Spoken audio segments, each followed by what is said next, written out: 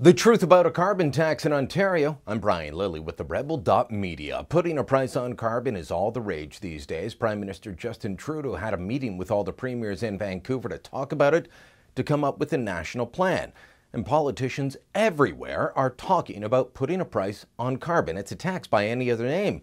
On carbon, something we breathe out of our noses every minute of every day.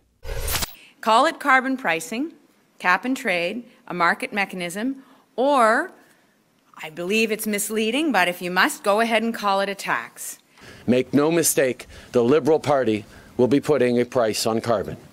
As recommended by our climate change panel, Alberta will be phasing in a $30 per tonne economy-wide carbon price. The agreement, as spelled out in the declaration, is that the transition to a low-carbon economy will happen by a broad suite of measures which will include pricing carbon. In Ontario, Premier Kathleen Wynne has brought in a cap-and-trade system that she says will push the price of gas at the pump up by 4.3 cents a litre. It'll cost an additional $5 a month to heat your home by natural gas. Given all the other taxes and costs that she and her government have put upon the people in Ontario, you would think that any sensible person would oppose this tax, this price on carbon. And you would definitely think that the leader of the Ontario Progressive Conservative Party would oppose it. But no.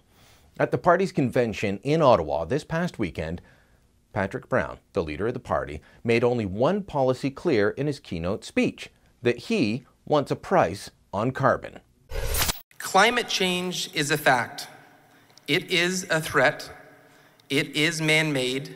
We have to do something about it. And that something includes putting a price on carbon. Sensible carbon pricing doesn't have to be a contradiction in terms, but it cannot be a cash grab.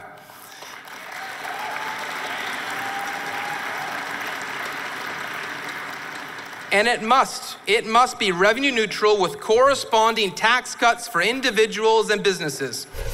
Now, that was surprising to me, to an awful lot of the party faithful. I mean, he didn't call for tax cuts in his speech. He didn't lay out a single other policy. He simply said in his speech he wanted a price on carbon. And it was a move that he defended in an interview with me the next day. Well, let me say this is the issue of the day. This is what we have First Minister's meeting on it. There's legislation coming at Queen's Park. We had an extensive caucus a meeting about this, and we believe we need a conservative approach to the environment, where the Liberals want to create a Liberal slush fund. And my response is that the cap and trade policy should be tax relief. It should be a dividend to taxpayers in the form of broad-based tax relief. And let me say, it is not a tax if the government doesn't use it. It is not a tax if the government returns it to taxpayers. It's clear that Brown has either bought into carbon pricing or thinks that this is what his party needs to do to gain traction in wind power. It is the altar he has to genuflect at. And if it's the latter, then I can understand where he's coming from, even though I think he's wrong. Most of the media unthinkingly repeat the mantra of carbon pricing, never-ending global warming. They won't read the documents and show them to you, the documents that I've shown to you from the United Nations' own Intergovernmental Panel on Climate Change, where they said that there's been a hiatus in warming since 1998. They won't show you the study, out just 2 weeks ago now, that includes some of the biggest names from the global warming movement signing onto it. People like Michael Mann, the inventor of the hockey stick graph, saying, yeah, it's not warming like we said it would. The media won't show you that. Instead, you get columns like this one from Chantal Hébert, printed in Canada's most read newspaper, that attempts to shame any conservative-leaning politician that doesn't agree with carbon pricing. Let me just comment quickly on that and make this comment directly to Patrick Brown. Patrick, the Toronto Red Star will never endorse you in the PCs, and getting them to like you will not get you elected. Don't fall into that trap. So let's look at some other reasons why putting a price on carbon in Ontario is a bad idea. Our economy is still not recovering properly from the high energy prices and the loss of 350,000 manufacturing jobs. Adding a new price on carbon won't help.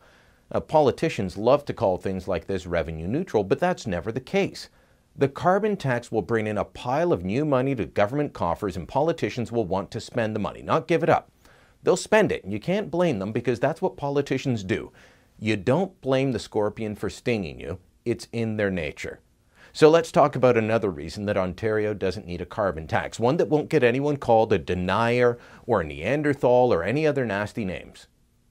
Our carbon emission levels are down. In fact, Ontario puts out fewer carbon emissions now than we did in 1990, despite the province growing from just about 10 million people in 1990 to over close to 14 million now.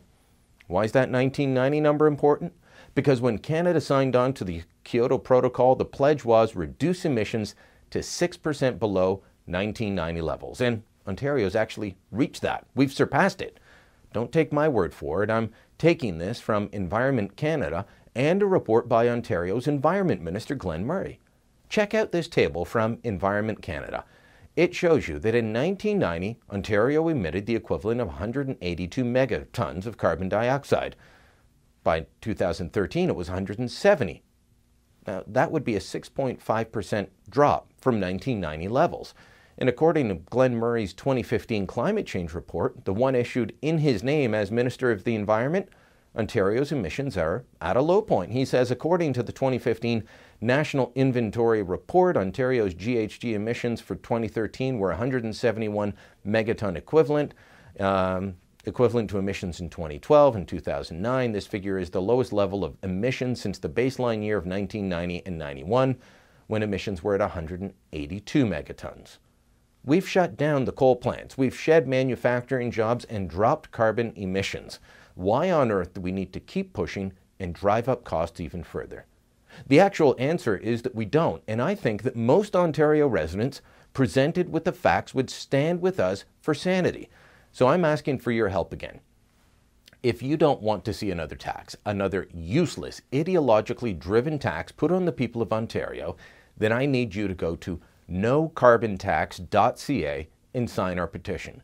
We need to convince Kathleen Wynne, not only Kathleen Wynne, but now also Patrick Brown, that this is the wrong way to go forward. In fact, we really need to convince Brown and get him to change his mind. It's why, alongside this petition, we're asking you to help crowdfund a poll of Ontario residents to show that the people, but especially PC voters, are not behind Brown on this matter. Brown is saying an awful lot of good things as leaders, but I think that on this one issue, he is misguided, very misguided, and I think the polling data will show that. I could be wrong, but I'm willing to bet we're not. So when you sign the petition at nocarbontax.ca, we're going to ask you if you could chip in $5, $10, $25 or more. It would go a long way to showing leaders like Brown where the people stand. We won't be doing a push poll. This is going to be a real poll following the highest industry standards.